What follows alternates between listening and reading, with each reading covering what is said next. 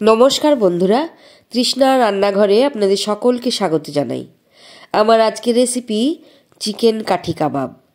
বাচ্চাদের ঘরোয়া পার্টিতে অথবা জন্মদিনে বা সন্ধ্যার অবসরে সহজেই বানিয়ে নিতে পারেন এই কাঠি কাবাব। চলুন দেখে নিন আজকের রেসিপি।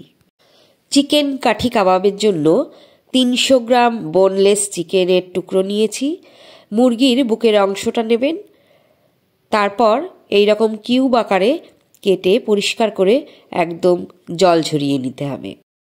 এরপরে ম্যারিনেশনের জন্য দিচ্ছি 1 চামচ আদা বাটা, 1 চামচ কাঁচা লঙ্কা বাটা, 2 চামচ রসুন বাটা, 1 চামচ দিচ্ছি কাশ্মীরি লাল লঙ্কা গুঁড়ো, 1/2 চামচ গরম মশলার গুঁড়ো, স্বাদ মতো লবণ, 1/4 চামচ মিক্সড হার্বস। মিক্সড হার্বস না থাকলে 1/2 চামচ গোলমরিচ দিয়ে দেবেন। 2 চামচ দিলাম ভিনিগার, 1 চামচ ডার্ক সয়া সস। এবারে সমস্ত কিছু ভালো করে চিকেনের সাথে মাখিয়ে ফেলুন। তারপর একটা ঢাকনা দিয়ে রেখে দিন 2 ঘন্টা।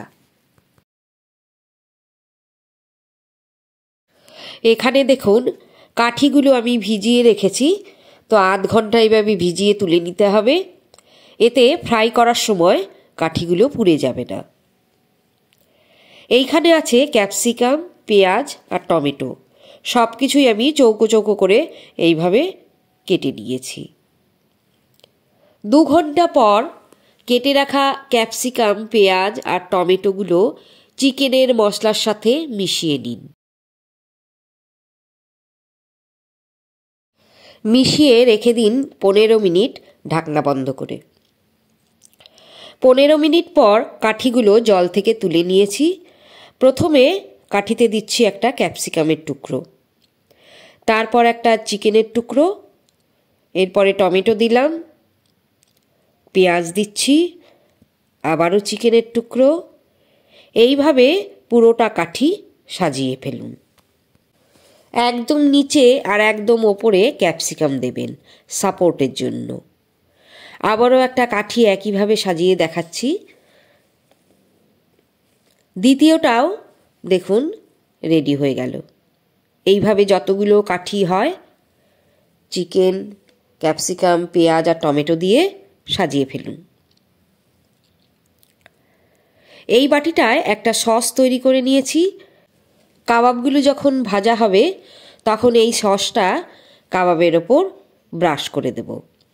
এই সসটা আমি তৈরি করেছি 1 চামচ রেড চিলি সস, 2 চামচ সাদা তেল আর 1 চামচ দিয়েছি চিনি। তারপর ভালো করে মিশিয়ে রেখে দিতে হবে। ভাজার জন্য নিয়েছি একটা গ্রিল প্যান। গ্রিল প্যানের ওপর আমি তেল ব্রাশ করে নিচ্ছি আর এর উপরে একটা বাটারের কিউব দিয়ে দিলাম। বাটারটা ছড়িয়ে দিচ্ছি ভালো করে।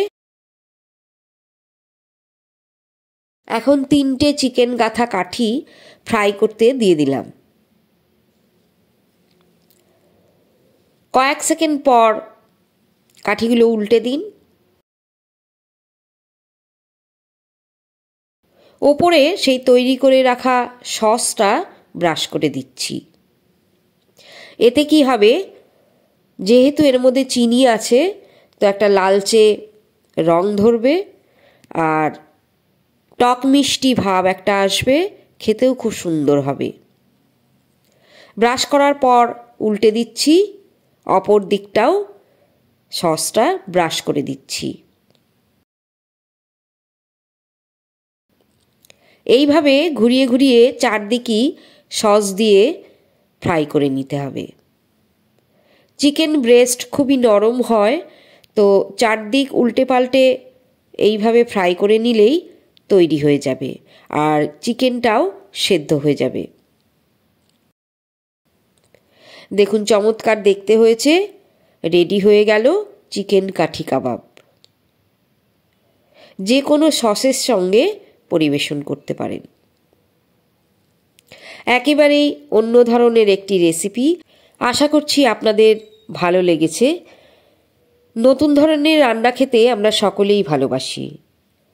তো পরিবারকে খুশি করতে একদিন বানিয়ে ফেলুন চিকেন কাঠি কাবাব, আর খেয়ে আমাকে মন্তব্য করে জানান যে কেমন লেগেছে।